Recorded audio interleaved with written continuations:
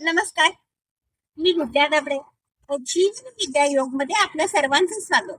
आज 8 मार्च जागतिक महिला दिन आणि ह्या महिला दिनानिमित्त सर्व महिलांना खूप खूप शुभेच्छा. महिला जी महत्वाकांक्षी असते, जी हिंमतवान असते आणि तरीही थोडीशी लाजाळू असते, अशी ही महिला आणि अशा या महिलांना जागतिक महिला दिनाच्या खूप शुभेच्छा.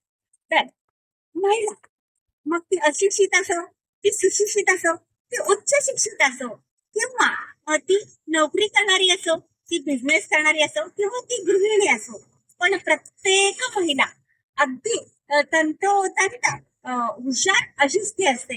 कारण प्रत्येक वेळेला ती आपला आणि आपल्या कुटुंबाचा फायदा बघत असते. अशी ही महिला, जेव्हा ईश्वराने अनेक प्रकृती निर्माण केल्या, तेव्हा जेव्हा एक स्त्री प्रकृती निर्माण केली, तेव्हा ईश्वराला स्वस्थ वाटायला लागलं आणि मग त्यांनी प्रकृती बनवायचं बंद केलं.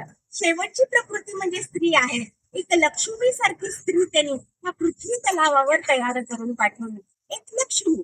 आणि मग नंतर त्या ईश्वराला असेल, त्या निसर्गाला असेल, असं वाटलं की आता संपूर्ण प्रतिकृती माझी तयार झालेली आहे, आता काहीही कमी नाही. अशी ही स्त्री आहे. स्त्रियांमध्ये काहीही कमी नाही.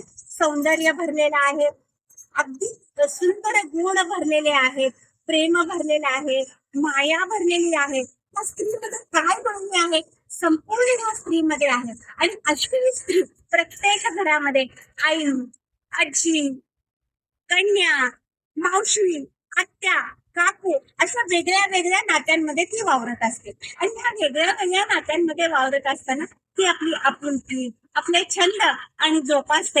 आणि ती पुढे पुढे आपल्या जीवनक्रमण करत असते.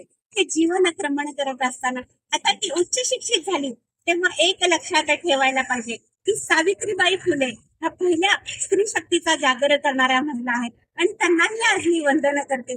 त्यांनी जर शिक्षणाची चळवळ केली नसती, त्या जर घराबाहेर पडल्या नसत्या, तर आपण आज एवढ्या सुशिक्षित झालो नसतो आणि एवढ्या शिकलो नसतो.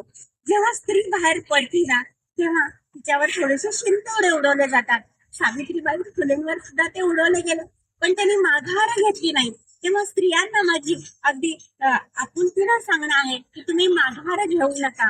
थोडीशी चर्चा आपल्याबद्दल होईल, थोडेसे शिंतोडे उडवले जातील, पण त्याच्याकडे दुर्लक्ष करा. एक दिवस तुम्ही हिंमतवान होत झाल्याशिवाय राहणार नाही. पण ह्या स्त्री शक्तीचा जागर करत असताना आपल्याला एक सामर्थ्य देणारा पुरुष पण आपल्या पाठीमागे आहे, हे विसरू नका. त्या पुरुषांना पण मान द्या. कारण शेवटी पाठिंबा देणारा, हिंमत देणारा एक जण असावा लागतो. आणि तो आपल्या पाठीमागे असला तर आणखीन स्त्री पुढे जाते. म्हणून मान देत पुढे जायचा प्रयत्न करा. प्रत्येक व्यक्तीला मान द्या. ती स्त्री सुशिक्षित असो, ती अशिक्षित असो, ती शिकलेली असो, किंवा ती गृहिणी असो. गृहिणी तर मला सर्वात फार आवडते. कारण गृहिणी, तिला रोजच्या रोज गृहपाठ करावा लागतो. एकही दिवस गृहपाठ केला नाही तर तिला तिचा संसार करता येत नाही. मग गृहपाठ कशाचा करायचा आहे, तर तिला रोजच्या रोज गृहपाठ करायचा असतो की आज काय करायचं आहे, कुणाला काय आवडेल, कुणाला कसं बोलावं, कुठे कसं जावं, केव्हा जावं, ह्याचा सगळा गृहपाठ तिला करावा लागतो. गृहिणी तरी ती हिऱ्यासारखी चमकत असते, हिऱ्यासारखी चमकत असते. आणि मी म्हणजे ती निपुण असते, सगळ्यामध्ये गृहिणी निपुण असते. अशी ही गृहिणी, सुंदर गृहिणी आणि अशी ही महिला, ती प्रत्येक घराची गृहिणी असते. मग ती जरी नोकरी करत असेल तरी ती प्रथम गृहिणीच असते.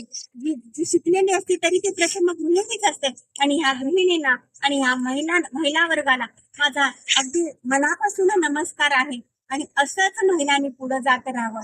आणि काही जण म्हणतात की महिला दिन कशाला पाहिजे, तर महिला दिनाचं महत्व आहे.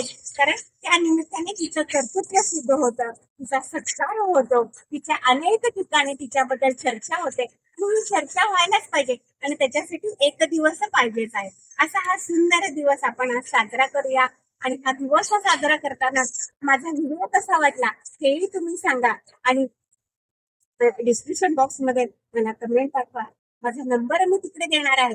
पण हे करत असताना त्या स्त्रीने तिचं आरोग्य सांभाळलं पाहिजे. आणि तिचं आरोग्य सांभाळत असताना तिला योग प्राणायाम रोज केला पाहिजे. म्हणून रोज योग प्राणायाम करा. कमीत कमी 1 तास, कमीत कमी 20 मिनिटं तरी आपल्यासाठी काढा आणि ती आपल्यासाठी ठेवा. म्हणजे आपलं आरोग्य 50व्या वर्षी, 60व्या वर्षी, उद्या तुम्ही 70व्या वर्षी झाला तरी ते सुंदर राहील. आणि मग आपल्याला एक जीवनाचा आनंद घेण्यासाठी अनेक दिवस आपल्याला मिळतील. एक जीवनाचा आनंद घ्यायचा असतो.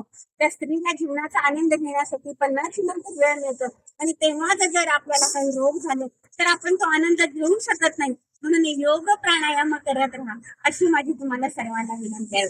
आपले योगा क्लास पण चालू आहेत. तुम्हाला करायचे असेल तर माझा नंबर मी डिस्क्रिप्शन बॉक्स मध्ये देईन, तिकडे मला कॉन्टॅक्ट करू शकता. धन्यवाद.